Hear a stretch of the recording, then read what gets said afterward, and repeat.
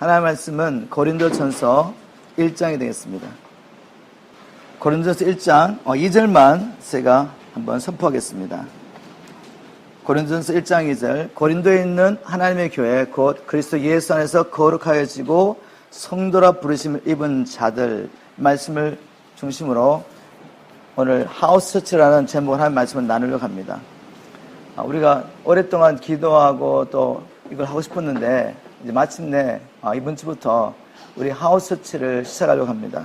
물론 우리 마음 가운데는 이게 뭔가 질문도 많고 별로 준비가 되지 않은 것 같은데, 어차피 우리 교회라는 것은 매 순간 성령님 인도를 따라야 합니다.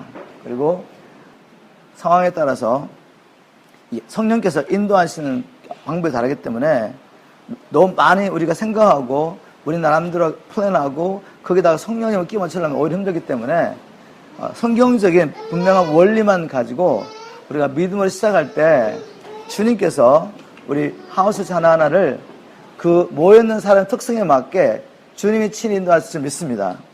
그래서 오늘은 다른 것이 아니라 하우스처치의 성경적인 배경을 제가 여러분과 함께 잠깐 나누려고 합니다. 오늘 읽었던 본문 말씀 보니까 고린도서 1장 2절에 교회를 바울이 이렇게 정했습니다. 고린도에 있는 하나님의 교회, 하나님의 교회는 뭐냐? 곧 그리스도 예수 안에서 거룩하여지고 라고 말했습니다.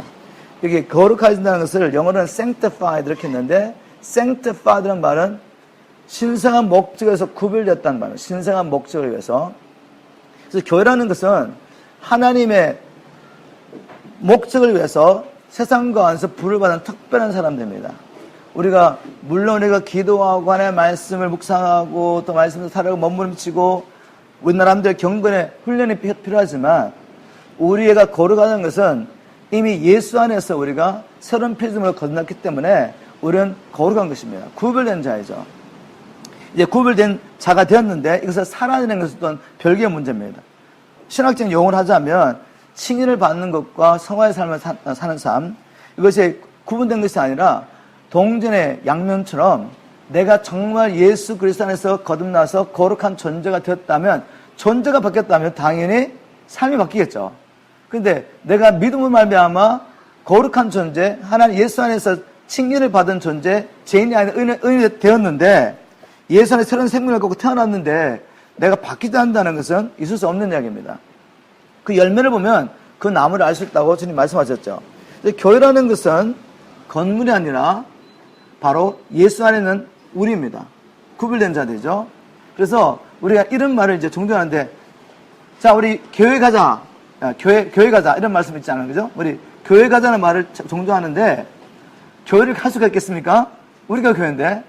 근데 우리도 모르게 자꾸 이런 용어를 쓰다 보니까 우리도 모르게 반복해서 듣다 보면 교회라는 것은 어떤 건물을 딱 건물을, 그리고 그 교회라는 것을 생각할 때, 그 교회가 이루어지려면 건물이 있어야 되고 그 안에서 목회자, 목사가 있어야 되는 거예요. 그래서 우리가 이 교회라는 것을 나도 모르게 자꾸만 듣다 보고 그냥 살다 보니까 성경과는 동떨어지게 이렇게 생각하고 있고, 성경을 이런 말씀을 봐도 이렇게 클릭이 잘 안 되는 거죠. 워낙 이렇게 살아왔기 때문에.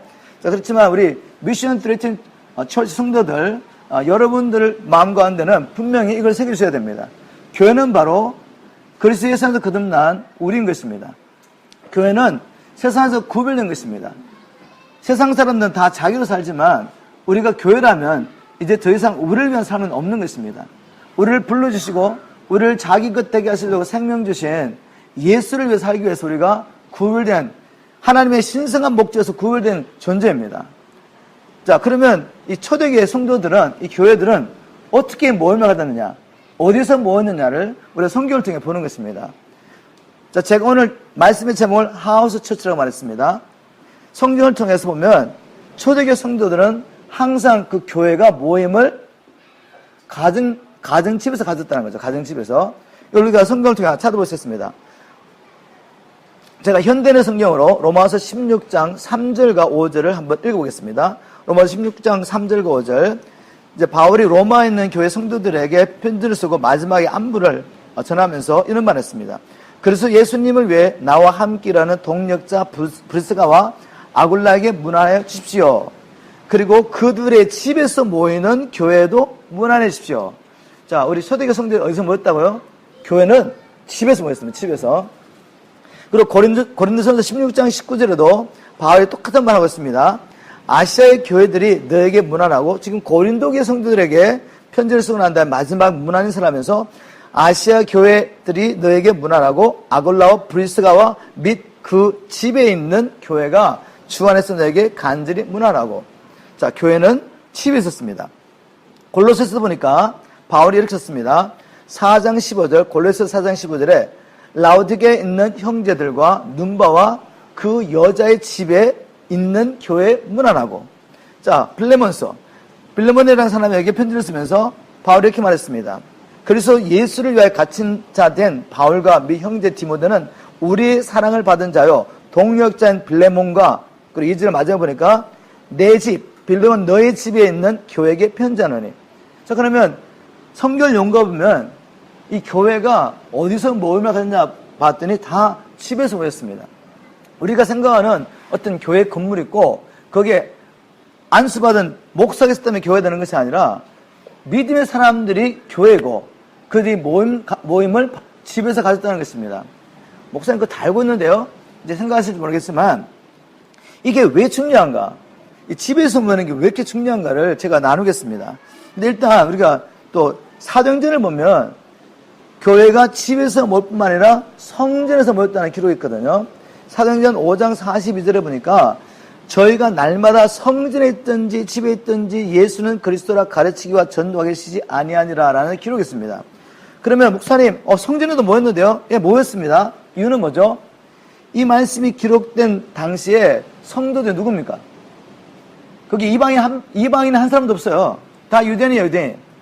유대인들은 항상 성전을 중심으로 모임을 가졌고, 그 성전에 보면 성전 뜰이 있고, 여기 행각이라는 것, 발코니 같이 이렇게 건너를 가리게 만들었고, 기둥을 세워가지고 주위로 쭉 들어가면서 이렇게 모임 장소였습니다. 그래서 이 유대인들이 거기서 모여서 대화도 나누고 말씀도 가르쳤던 장소들이 있는데, 바로 그곳에서 모였기 때문에, 유대인이기 때문에, 초대교회 때 예루살렘 교회가 시작될 때는 성전에서 모이고 거기서 모였다가 사도들의 가르침을 받고 난 다음에 거기서 끝나지 않고 다시 성전에 있든지 집에 있든지 예수는 그리스도라 가르치기와 전도하기를 쉬지 아니하느라. 어디를 가든지 그 모이는 교회가 항상 하나님의 말씀을 선포하며 기도하고 교제하고 이런 일에 헌신했다는 것입니다.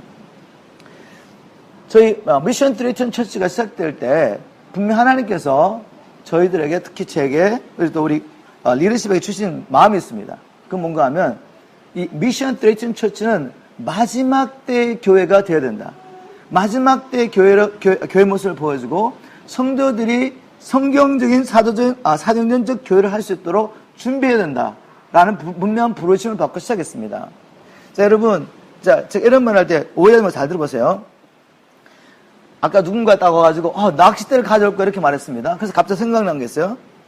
여기 무슨 고기가 있는지 모르겠지만 여기 있는 고기를 잡으려면 그 고기의 미끼가 분명히 여기 있는 고기가 맞아야 되겠죠. 제가 오레곤주에 가서 게를 잡은 적이 있어요. 게를.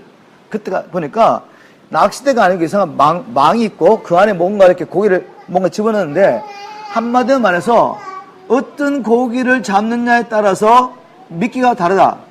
이 말입니다. 무슨 말 아시겠죠? 자, 그러면 미션 트리튼 처치가 마지막 때 정말 남은 자들을 준비하고 남은 사람을 추수하기 위한 교회라면 어떠한 교회로 준비되어야 될까? 무엇을 던져줘야 될까? 여기 올 사람들에게 던져주는 것에 따라 사람들이 올 거 아니에요, 그죠? 무엇을 던져야 될까? 우리 고민해야 됩니다. 왜 우리 교회는 이렇게 사역하죠? 왜 우리는 또 이렇게 가죠? 이런 질문을 하기 전에 왜 우리 교회가 이 많은 교회 가운데 하나의 미션 트리튼 처치를 세워줬느냐를 봐야 되죠. 그렇다면 미션 트리튼 처치는 바로 이런 하나의 말씀의 근거에 시작됐습니다. 지금 내가 네 가지 성경 말씀을 다 설명할 수 없지만 간단하게 말하면 다니엘서 3장 18절 다니엘서는 여호와 기적과 함께 환난과 핍박 가운데 있는 성도들에게 소망의 메시지를 주신 겁니다. 소망의 메시지. 뭔가 하나님 나라 반드시 완성된다. 그리고 하나님의 백성들이 끝까지 믿음을 지키고 주님을 쫓아가면 죽어도 부활하여서 하나님 나라를 영원히 누리게 된다. 이러한 분명한 메시지, 하나님 나라의 메시지가 있고 바로 그런 메시지를 붙잡았기 때문에 사드락 메사 아벳nego 이 믿음의 사람들이 하나님에 대한 분명한 비전과 부활신앙을 가지고 있었기 때문에 땅에 있는 부귀와 육신의 생명을 버릴 수 있었던 것입니다. 그래서 다니엘 3장 18절 이 말씀이 우리 교회 기둥 중 하나인데 마지막 때 우리 모두는 이러한 믿음을 가져야지 끝까지 믿음을 지키고 하나님 앞에 설 수 있습니다. 그리고 이러한 믿음을 지키는 사람들을 우리가 만들어내는 거죠. 제대로 만들어내는 것입니다. 이게 우리의 부르심인데 그렇다면 어떠한 미끼를 던져야 될까 분명히 아셔야 됩니다. 마지막 때가 되면 교회 안에 사람들이 많이 모였지만 분명히 가라지와 알곡이 함께 있습니다. 그런데 이것을 갈라놓는 역사가 있다는 거죠. 이걸 갈라놓을 때 무엇을 통해 갈라놓으시는 하나님이 분명히 핍박과 환난을 통해 분명히 갈라놓을 것입니다. 이런 핍박과 환난을 올 때 다니엘서 보면 어려운 자는 더욱더 어렵게 되고 하나님의 말씀을 깨닫는 지혜 있는 자는 점점 거룩하고 어려운 삶을 살고 지혜가 없고 깨닫지 못하는 사람들은 하나님의 백성이라고 말하지만 아무것도 깨닫지 못하고 세상 사람과 똑같이 사는 것입니다. 자, 그럼 우리가 어떤 메시지를 던져야 되겠어요?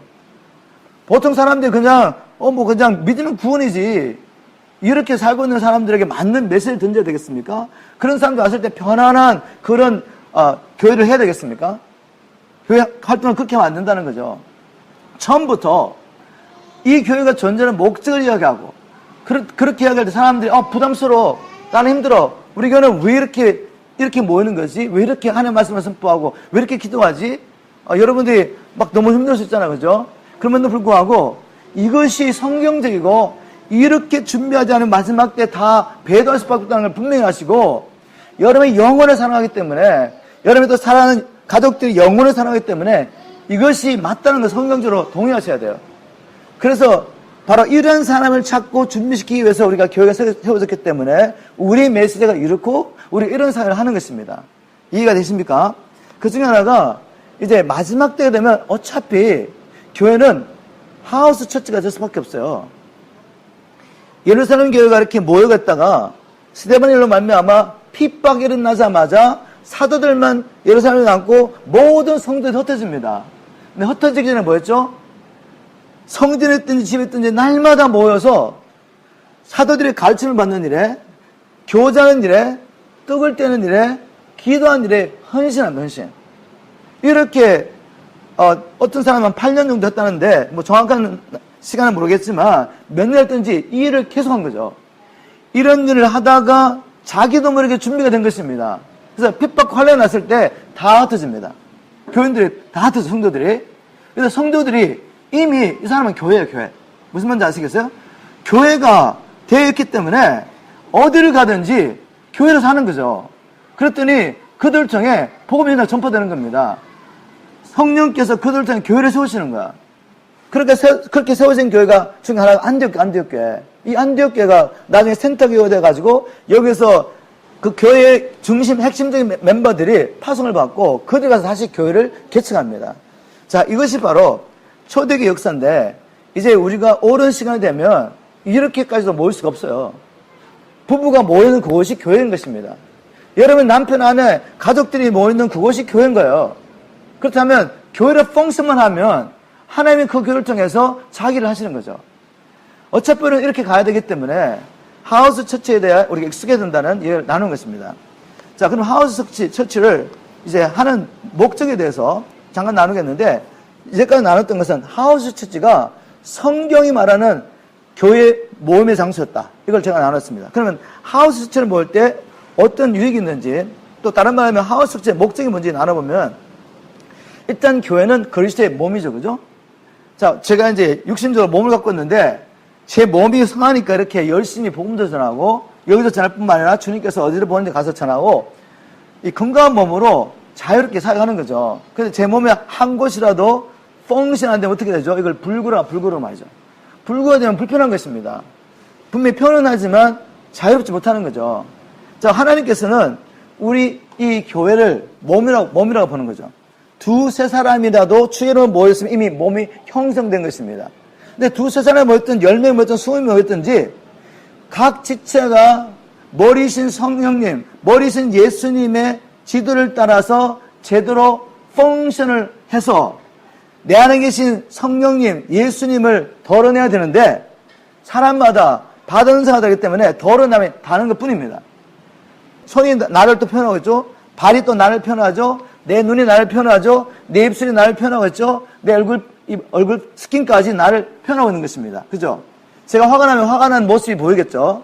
그래서 어쨌든 우리 몸의 모든 지체가 나를 표현하고 있는 것입니다. 내가 가진 재능을 표현하고 있는 것이죠. 자, 그렇다면 여기 많은 하나님의 사람들이 각각 그리스도의 몸의 지체가 됐습니다. 그런데 여기서 자기 지체의 분량대로 역사를 하면 어떻게 되죠? 몸이 불구가 됩니다. 불구가 되면 자신을 드러내기가 아주 제한을 받게 되는 거죠. 즉 하나님께서 우리 가운데, 예수님께서 우리 가운데 머리를 계시지만 지체들이 펑션이 잘 안 되면 어떻게 되겠어요? 주님의 드러남이 제한되는 것입니다. 한두 사람이 목소리 높여가지고 막 이렇게 열심히 해봤자 불구예요, 불구. 아시겠습니까? 근데 전통적인 교회 세팅에서는 그렇게 갈 수밖에 없어요. 주로 목사 한 사람이 모든 걸 다 합니다. 그리고 목사가 세운 어떤 리더들이 펑션하는 거죠. 그러면 나머지 성도들 뭐하느냐? 그냥 따르는 것입니다. 구경하고 있습니다. 그죠? 그런데 물론 뭐 여러분들이 같이 밥도 하고 같이 교제도 하지만 여러분 안에는 우리 안에 계신 성령님과 똑같은 성령이 계시고 그분의 나타남이 여러분을 통해 나타나야 된다는 말입니다. 여러분 안에도 하나님의 기름부심을 따라 티칭하는 사람이 있고 정말 예비인들 기름부심인 사람이 있고 섬김 연사 그리고 또 손을 꼭 기도할 때 병고심 나타날 수가 있고 위로하는 은사가 있고 많은 은사가 있는 것입니다. 이런 은사들이 이제 풀어져야지 펑션이 돼야지 교회는 두 사람이 모여도 능력이 있는 거죠. 자, 그래서 이제 이걸 펑션이 되게 하려면은 소수의 사람이 모이는 게 좋다는 거죠. 그래서 모든 사람이 어떤 모양이든지 자기 은사를 따라서 그 공동체 안에 역할하게 도와줘야 됩니다. 그래서 성경에 보면 바울 같은 사람이 데살로니가 교회에 가가지고 복음을 전하고 3주 만에 떠나버려요. 우리 같으면 이게 뭐 교회가 안 될 것 같잖아요. 그죠? 바울이 보통 가서 복음을 전하고 4개월 이상 머물지 않습니다. 특정한 교회 가서 고린도 교회 같은 데 가가지고 야, 이 성에 내가 찾는 백성이 많다. 그래서 1년 6개월 머뭅니다. 그리고 떠나버려요. 그리고 또 에베소 교회 가서 주님께서 그곳에서 정말 아시아 땅에 온 아시아 땅에 복음을 듣게 하려고 거기서 2년 동안 제자들을 놔두고 계속 강론합니다. 강론하는 것은 그냥 일방적인 설교가 아니에요. 내가 설교하다가 갑자기 누가 손을 들고 막 이야기하는 거죠. 그러면 그 말 듣고 다시 대답해주고 이렇게 말씀을 가지고 교제하면서 모든 지체들이 제자들이 이 강론에 참여하는 것입니다. 자기 생각을 나누고 말을 하고 또 가르치고 이렇게 하면서 이 제자들이 모여가지고 2년 동안 이렇게 해버렸더니 아시아에서는 유대인이나 헬레나 모두 복음을 듣는 역사가 나타난 거죠. 그렇게 오랫동안 머무는 것이 있었지만 보통 몇 개월 이렇게 머무르고 가는 거죠. 자, 우리 생각에는 이게 안 될 것 같죠. 아니 어떻게 그 교회가 이방인 땅에 세워졌는데 유대인도 아니고 성경이 있는 것도 아니고 지금처럼 성경이 아무나 갖고 있는 것도 아니고 지금처럼 훈련 프로그램이 있는 것도 아니고 교회 어떻게 해야 된다는 아무런 이론이 없어요. 그냥 사도를 통하여 복음을 받고 성령이 실체가 되고 예수 그리스도가 머리라는 게 실체가 된 진짜 살아난 공동체가 되는 거죠. 그리고 떠나버려요. 그리고 몇 년 있다가 몇 개월 있다가 돌아오는 거죠. 이렇게 돌아오면 어떤 일이 일어나죠? 아무도 없습니다. 지금 리더들이 자기들 이 교회를 세운 교회 개척자는 떠나고 없는데 사람들이 뻥성하기 시작합니다. 머리신 성령님과 실제적인 교제를 통해서 예배를 드리고 그냥 모임을 가지고 그 가운데 은사가 나타나고 그래서 시간이 지나가면 누가 우리 가운데 다스리는 은사가 있구나. 누가 우리 가운데는 가르치는 은사가 있구나. 누가 우리 가운데는 중보, 기도하면서 또 능력이 나타나고 누가 우리 가운데 치유역사가 나타나고 자기끼리 다 하는 거죠. 그래서 자기 자리를 찾아갑니다. 그러면 사도들이 와가지고 보니까 이제 교회가 펑션이 되면서 자기 자리를 찾아갔어요. 그리고 장로를 세우는 것입니다. 이렇게. 이게 교회 모습인데 자, 이렇게 하려면 지정된 사람이 계속 자기 역할만 하고 성도들 모여가 그냥 은혜만 받고 가시면 아무도 일어나지 않습니다. 그래서 이 하우스 처치가 여러분 한 사람 한 사람 안에 은사를 개발하고 몸으로서 펑션하게 하고 그래서 이 몸을 통해 주님 온전히 나타나기 위해서는 아주 좋은 세팅이기 때문에 주님께서 교회의 모임을 집에서 하게 하셨고 그러면 집에서 하게 되면 사람이 제한되겠죠. 20명 이상 갈 수 없어요. 지금 읽으면 진짜 풀 하우스 지금. 그죠? 그런데 한 사람 한 사람이 펑션하도록 하는 것이죠. 그래서 바로 그런 의미에서 모든 지체가 자기의 주신 은사를 알고 머리신 성령님의 지도를 받으면서 사랑 가운데 자기 역할을 감당할 때 정말 몸이 자라게 됩니다. 사랑에서 자라게 하는 역사가 나타나는데 그렇게 하기 제일 좋은 세팅이 바로 하우스 처치다. 그걸 나눴습니다. 자, 하우스 처치는 이제 모여서 자기 은사를 따라서 펑션을 해야 되는데 은사를 왜 사용하느냐? 목적은 나 이런 은사가 있어. 그래서 이걸 나타내려고 하는 게 절대로 목적이 아니에요. 은사를 주신 목적은 교회 전체 몸을 유익하게 하기 위해서 공동체 유익을 위해서 주셨기 때문에 은사를 또 마음대로 사용하면 안 됩니다. 마음대로 사랑 안에서 내가 이런 은사를 사용할 때 이것이 공동체 유익이 될 것인가를 생각하고 사용해야 돼요. 그렇지 않으면 예언이 임한다고 막 예언을 해버리고 그냥 아무나 붙잡고 막 기도해버리고 또 뭐 내 안에 무슨 감동했다고 막 이렇게 죄를 시작하면 이야기하고 이렇게 하면 안 되는 거죠. 그래서 성경에 보니까 고린도전서 12장 7절을 쉬운 말 성경을 읽어보면 각 사람에게 나타나는 성령의 은사들은 자 여기서 말씀을 자세히 진짜 보면 각 사람에게 세상에서 구별돼서 교회가 된 우리 각 사람에게 은사가 나타나는 것은 당연한 거구나 이렇게 생각해야 되는 거죠. 여러분 나를 통해서 여러분 한 사람 한 사람을 통해서 모일 때마다 은사가 안 나타나면 이게 이상한 거예요. 여러분이 펑션하지 않고 가만히 이렇게 밖에만 하고 있으면 이건 뭔가 이상한 겁니다. 그런데 고린도 교회 같은 데는 너무 많이 나타나가지고 절제를 시키는 거죠. 절제를 지금 사도가 절제를 시키는 거죠.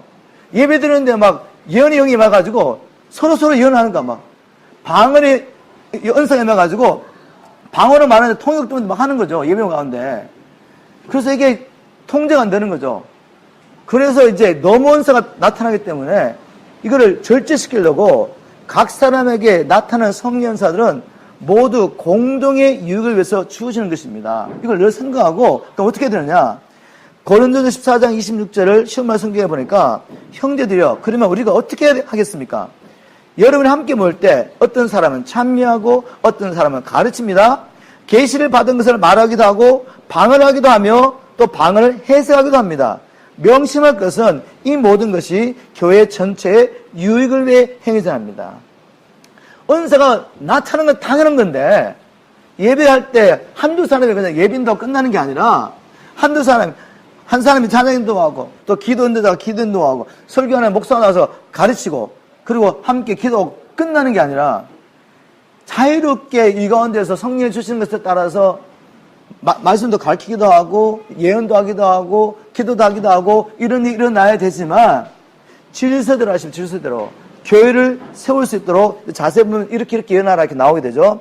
근데 제 포인트는 초대교회 성도들이 모였을 때는 하우스째 모여가지고 가족 같은 분위기에서 서로 신뢰하면서 은사를 따라서 함께 예배드리고 함께 섬겼구나 하는 것을 알 수가 있고 함께 섬기되 전체 유익을 해서 하라. 전체 유익하지 않으면 내 은사가 있더라도 그걸 절제할 수 있어야 한다는 거죠. 그 이야기를 제가 나눴습니다. 그래서 하우스처치가 모인 것은 한 사람 한 사람이 자기의 주신 은사를 깨닫고 이 은사를 성령 안에서 머리신 예수 그리스도의 인도를 받으며 사용함으로 몸을 함께 세우기 위한 것입니다. 그리고 또 하우스처치가 모여서 뭐 해야 되겠어요? 예수님께서 이 땅에 오신 목적은 바로 영혼을 찾으러 오신 것입니다.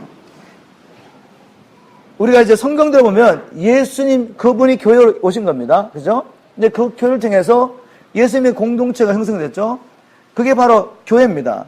그러면 예수님과 예수님의 제자들 또 그와 함께 했던 자매들이 함께 하면서 뭘 했냐 그죠? 그 사람들이 그냥 어떤 건물 하나 세워놓고 집회했나요? 항상 움직였죠 이렇게. 이게 교회입니다. 이게 교회. 자, 예수님의 공동체를 보니까 주님께서 이 모든 일을 통해 목적이 뭐였나 봤더니 전도하러 오신 거예요. 잃어버린 영혼을 찾으러 오신 거죠.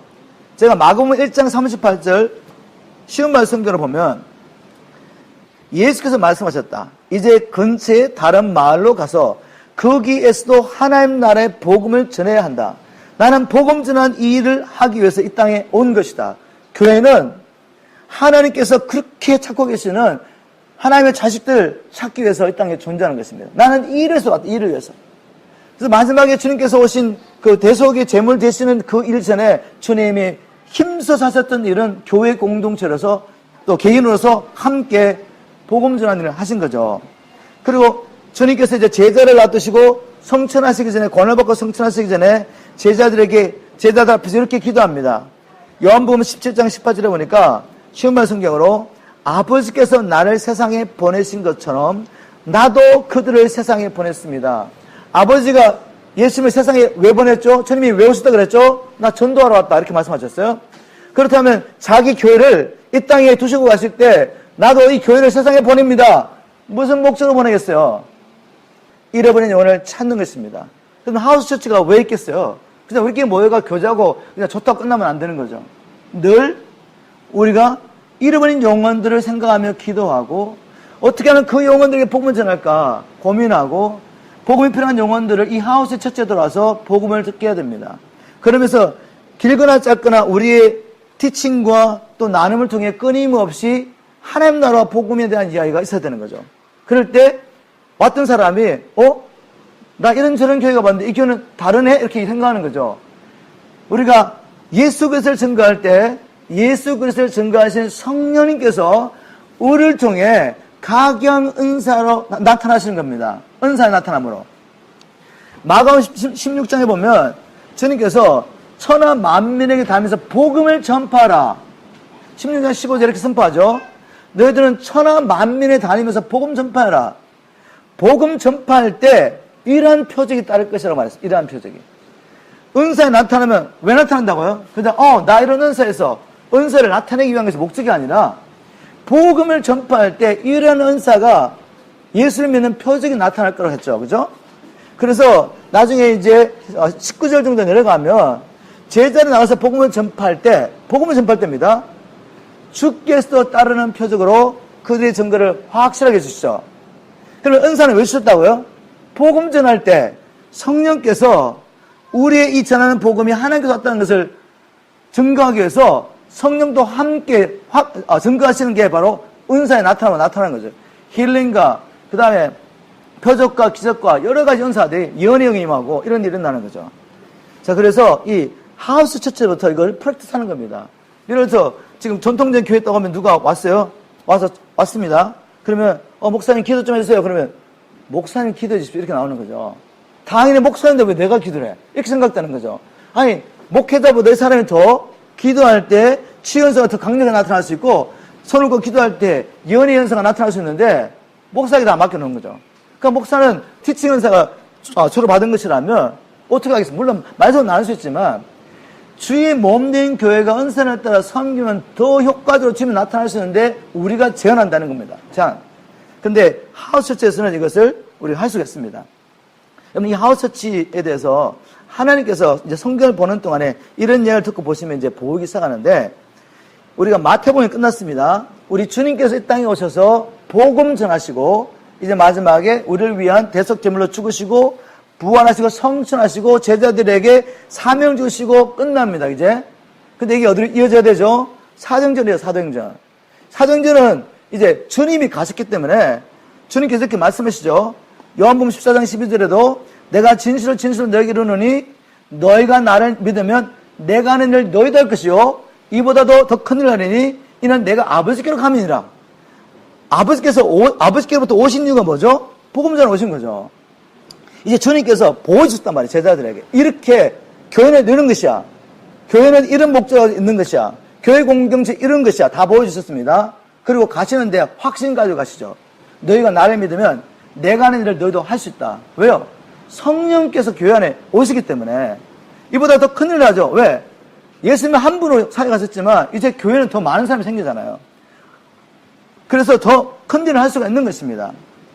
그래서 결국 이제 사도행전의 역사를 우리가 다음부터 공부할 텐데 나눠볼 텐데 그걸 나누기 전에 제가 오늘 이 시간을 이 하우스 처치에 대한 얘기를 하고 여러분 이 개념을 가지고 보시면 정말 교회는 이렇게 예수 그리스도의 제자가 주님이 하신 일을 똑같이 하면서 결국 복음 전하면서 교회를 세우고 있더란 말이에요. 교회를 복음 전하면서 자, 이 일이 어떤 전임 사역자만 해야 할 일이 아니고 여러분이 주의 성령과 함께 해야 할 일입니다. 그래서 이런 개념을 가진다면 하우스 처치가 또 다른 하우스 처치를 낳는 것입니다. 이런 일이 우리 M3 전체를 통해서 지금부터 일어나게 지금부터 축복합니다. 이런 목적을 가지고 우리가 어떻게 살아가느냐. 이 wife라는 포맷을 하려고 그래요. wife, W-I-F-E. 외우기 쉽죠, 그죠? 그럼 뭐에서 뭐 하냐, 처음에. worship and pray. 우리가 이렇게 예배 드리고 또 기도했잖아요, 그죠? 그리고 모일 때마다 초대기 때 보니까 반드시 하나님 나라 복음을 선포하는 데 있더라는 거죠. 그래서 instruction, religious instruction이라는 것은 주님의 말씀을 가르치는 겁니다. 그래서 복음을 선포하는 일이 있고, 그 다음에 초대기 성도들이 모일 때마다 항상 fellowship, 교제하는 일에 또 헌신했습니다. 그래서 F는 이제 fellowship이죠. 교제를 하면서, 그 다음에 E는 뭔가 하면 교회가 존재하는 목적, 복음 전하려고. 그래서 이벤젤리즘이죠.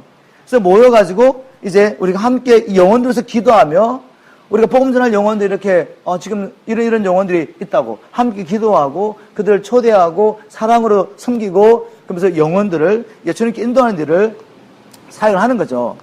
자, 이렇게 하면서 제가 이제 간단하게 하우스 처치 그래도 스케줄을 잡아봤는데 잘 기억하십시오. 교회라는 것은 주님 인도를 받아야 됩니다. 그러면서 모여있는 사람의 특징, 또 나이, 환경 여기에 따라 다 달라질 수 있어요. 그래서 성령 인도를 받으면서 우리 몸에 맞는 걸 찾아가셔야 돼. 그렇지만 그럼에도 불구하고 아무나 질서 안 주면 어떻게 시작하겠어요. 그래서 제가 잠깐 질서를 주지만 이것은 바뀔 수 있습니다. 얼마든지 시간 조정 가능하고 여러분들이 함께 모여가지고 그냥 귀찮으니까 여러분 뭐 다 빼버려 하면 안 되지만 효과적으로 펑셔널하게 해서 우리가 얼마든지 스케줄 바꿀 수 있고 시간 조정할 수 있습니다. 그럼 제가 여러분에게 이제 모델로서 하나 제시하고 싶은 건 뭔가 하면 여기서 모여가 그냥 예배 드리고 간단하게 메시지 나누고 나눔 가지고 교제가 끝나버리면 별로 의미가 없어요. 밥을 먹으셔요.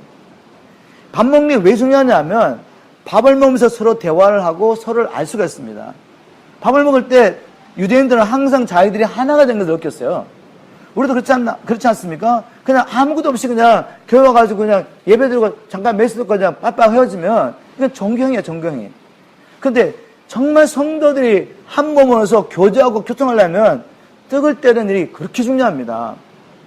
교제하고 떡을 떼는 일을 헌신했다는데 제자들이 우리처럼 성찬식을 가진 게 아니라 그들은 떡을 항상 먹잖아요. 빵을 떼잖아요, 빵을. 그게 주식이에요, 주식. 예수님께서 떡을 떼고 포도주 나눌 때 특별히 뭔가 식을 하려고 한 게 아니라 그것은 그들의 밥이었어요, 밥. 떡 떼고 그냥 포도주 마시는 거죠. 근데 거기다 의미를 더한 것 뿐이에요, 의미를.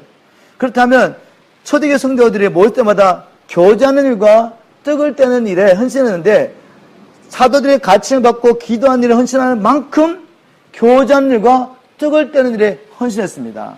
우리가 초대교회를 회복되기 위해서 오늘도 찬양도 그렇게 하고 그렇게 바라는데 초대교회가 그렇게 펑션되기 위해서 무슨 일 하는지 보고 그것도 하지 않으면서 다 잘라버리고 우리 편한 대로 예배 스케줄 딱 만들어가 한 시간을 끝내가지고 그런 교회 만들어주십시오 기도해봤자 안 된다는 거죠. 그러면 그런 교회를 펑션하기 위해서 그들이 어떻게 했는가를 보면 헌신, 가르침을 받는 일에 헌신하고 그리고 교제하고 떡을 떼는 일에 헌신하고 기도하는 일에 헌신했습니다. 이 밸런스가 굉장히 중요한 거죠. 밥만 많이 먹어도 안 되고 운동만 많이 해도 안 되는 거죠. 이게 다 밸런스가 필요한 거죠. 그래서 저는 여러분에게 권면하기를 한 6시 30분부터 7시 30분까지 자유롭게 오셔가지고 모임 갖는 집에서 오실 때 자기가 그냥 디시 하나 갖고 오는 거죠. 디시 하나 갖고 와서 그냥 모임 호스트하는 분은 그냥 밥 하나 해놓고 그냥 있는 대로 나눠서 먹는 겁니다. 어떤 분은 빨리 올 수도 있고 어떤 분은 늦게 올 수도 있어요. 그럼 1시간 안에 다 끝나도록 이렇게 하면서 교제를 하는 거죠. 교제를 자연스럽게. 교제를 하고 그러한 다음에 이제 찬양하는 거죠. 찬양하는데 지금 우리 뭐 정해진 사람이 하고 있잖아요. 그럼 하우스체는 분명히 그런 생각을 가지고 있는 사람이 있는데 지금 이제 환경상 우리가 전체 예배 드릴 때 참여 못하는 사람이 있단 말이죠. 그런 분들 세워가지고 계속 하게 하는 거죠. 그래서 경배와 찬양을 드리고 잠깐 기도하고 그 다음에 메시지를 나눌 때 사람들이 메시지를 굉장히 부담스럽게 생각해요. 근데 메시지를 전임 사역자가 뭐 열심히 성경 공부해가지고 이렇게 나누는 게 아니라 우리가 항상 이렇게 주일마다 나누는 메시지가 있잖아요. 그죠? 그리고 제가 노트를 다 만듭니다. 그러면 인도하는 사람은 누가 될지 모르지만 인도하는 사람은 그냥 그거 읽어보고 메시지 생각하면 다 할 수 있는 거죠. 그래서 이 말씀을 어떻게 살았느냐고 물어보기 위해서 간단히 요약해서 우리가 이런 말씀 선포됐는데 잠깐 요약해 주는 거죠. 말씀을 선포했는데 이제 질문을 하면서 어떻게 말씀을 살아냈냐고 이렇게 물어보는 겁니다. 그럼 여러분이 말하는데 이제 그때 은사가 나타나면 위로도 하고 선포도 하고 자기 마음을 나누며 간증도 하면서 정말 말씀이 살아서 우리 가운데 은혜가 있는 것을 그때 우리가 경험하게 되는 거죠. 전제방조 선포를 하면 아무것도 할 수가 없어요. 왜 우리가 이 사역을 하는데 간증을 그렇게 원하느냐 하면 간증하라고 시간을 주면 사람들이 간증을 안 해요. 그런데 다 끝나고 나면 여기서 간증이 막 들리는 거죠. 이게 훈련이 안 돼가지고 사람들에게 교회에게 하나님 말씀을 선포하는 일이 훈련이 안 됐어요. 그래가지고 막 말도 안 하고 있다가 분명히 하나님의 사람 가운데 역사를 했는데 나중에 들어보면 정말 놀라운 간증이 있어요. 우리가 그릇에서 그렇게 모아가지고 제가 이렇게 사역보고 할 때 나눈 이유가 뭔가 하면 하나님이 지금도 살아계셔서 우리 공동체 가운데 이렇게 역사했구나라는 말씀을 들으면 우리 영이 살아나지 않나요? 막 갈망이 일어나지 않습니까, 여러분? 그게 없다면 문제가 있는 겁니다, 지금. 내 영이 살아있다면 이런 하나님의 역사를 들을 때 막 심장이 뛰고 막 그 사역에 동참하고 싶고 막 질문하기 시작하는 거죠. 주님, 왜 내게는 이런 역사가 없습니까? 라고 질문하기 시작하는 거예요. 이런 일이 이제 우리 나눔 가운데 이제 일어나야 됩니다. 몇 명이 뭐든지. 그리고 이제 나눔을 나누는데 필요에 따라 이제 기도할 수 있어요. 뭐 꼭 기도로 끝내야 된다 이런 것도 없습니다. 그냥 뭐 합심해서 막 부르짖으면서 막 기도하는 것도 아니고 그때마다 주님께서 인도하신 대로 우리가 손을 놓고 서로를 기도하고 영혼들로서 기도하고 자연스럽게 끝나면 돼요. 그리고 뭐 이제 꼭 거기서 하우스 처치에서 뭐 광고할 거나 있으면 이렇게 이야기하고 끝나면 됩니다. 이 스케줄은 제가 여러분에 드리는 것이고 이것을 가지고 하면서 성령 인도하신 대로 어떤 때는 그냥 예배만 끝날 수 있어요. 그냥 이렇게. 어떤 때는 막 영혼들로서 놓고 기도가 끝날 수도 있고 얼마든지 어떤 때는 그냥 하나님 주신 메시지 있어가지고 그 메시지 선포를 하다가 끝날 수 있습니다. 근데 전혀 어떤 틀에 매이지 않고 성령들을 받으면서 이렇게 하우스처치가 가기를 원하는데 목사님 그럼 좀 위험하지 않냐고. 예? 위험하지 않냐고. 그렇게 생각했다면 바울이 그런 식으로 교회 개척하고 갈 수가 없어요. 그렇게 교회 개척하고 갔더니 또 막 이상한 이단들이 와가지고 그때는 이제 순회사를 했기 때문에 뭐 예루살렘 왔더니 이상한 사람이 와가지고 엉뚱한 이야기가 하는 거죠. 야, 예수 믿으면 안 돼. 너 할례 받아야 돼. 이런 이야기 막 하잖아요. 그렇다고 해가지고 바울이 안 되겠다 싶어가지고 자기 혼자 목회하면서 그렇게 하지 않잖아요. 그런 일 있을 때는 또 서신을 써가지고 보내가지고 큰 인스트럭션을 주기도 하지만 그러나 성령님께 맡겨가 성령님께 말씀과 성령님께 맡겨서 자기 안에서 이 어려움도 극복하게 하고 잘하게 만드는 것입니다.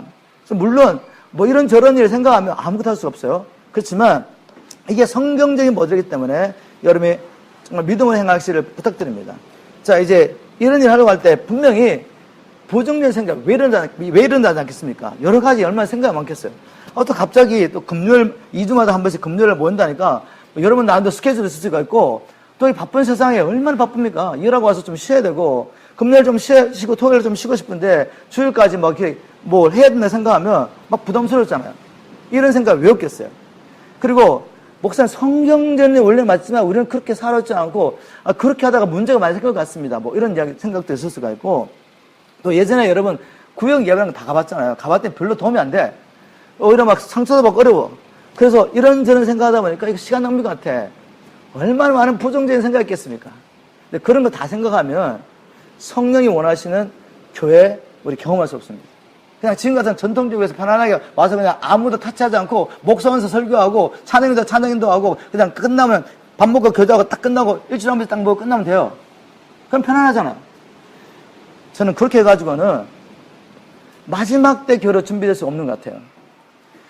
그래서 제가 또 우리 교회 리더십이 왜 이것을 하려고 하는지 좀 생각하면서 이걸 생각하십시오.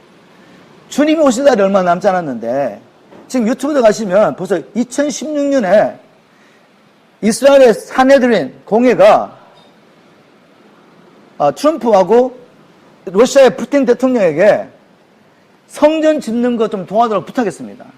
그리고 이미 그 사람들은 아론의 라인을 찾아가지고 이미 대제사장 세워놓고 성전 지을 준비 다 하고 그때 밭을 그 붉은 암소까지 찾아내가지고 키우고 있어요, 지금. 언제든지 성전 세울 준비 다 해놨단 말이에요, 지금. 그래서 지금 트럼프가 이번에 예루살렘 안에 자기의 대사관을 딱 옮기면서 예루살렘은 이스라엘의 수도라고 선포했죠. 하나님 말씀대로 간다면 반드시 성전은 세워져야 됩니다.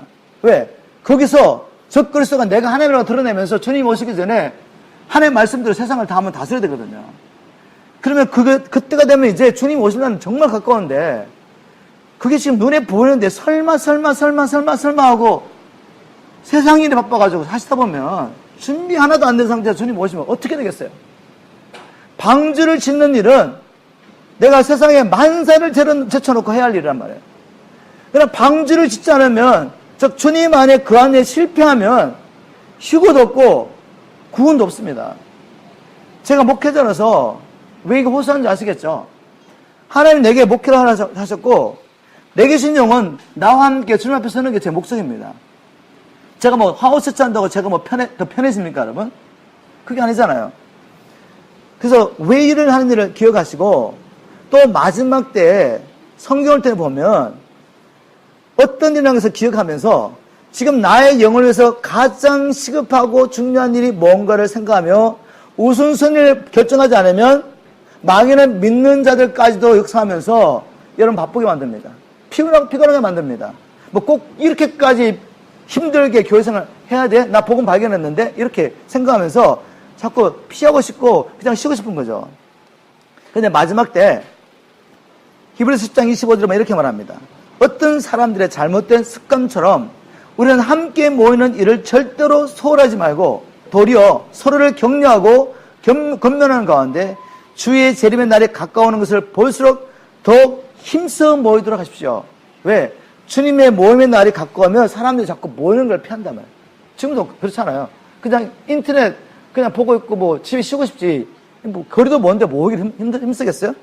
그래서 이걸 다 보고 있으면 성령이 이렇게 기록하고 있는 거죠. 마지막 때 어른 뜨겠습니다.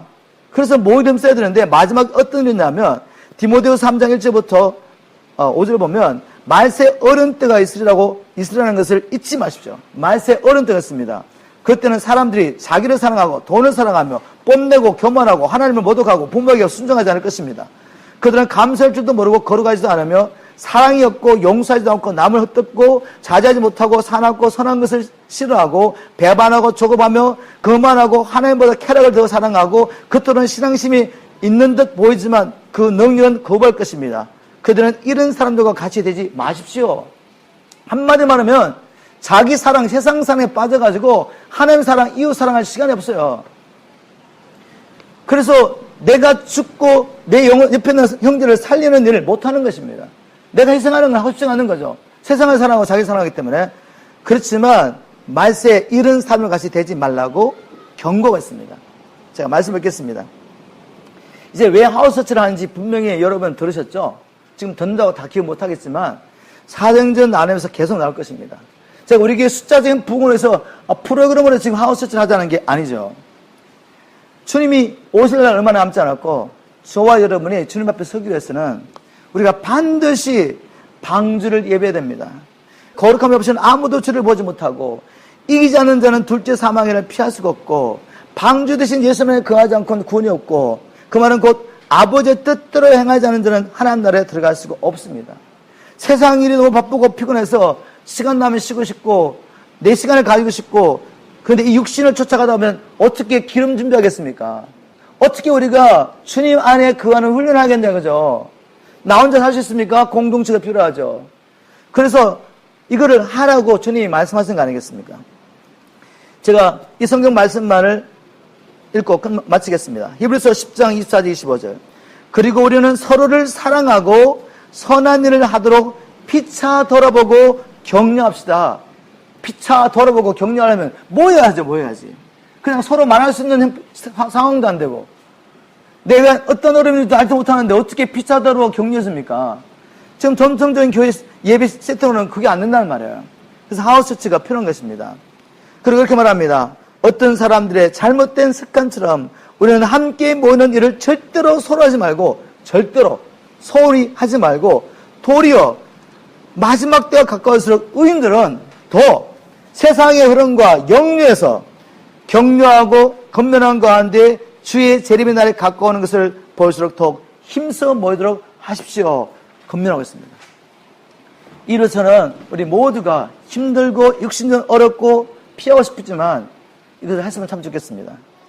그리고 우리가 함께 해가면서 그 각자의 특성에 맞게 주님 인도하심을 따라 이 하우스처치를 세워갔으면 좋겠습니다.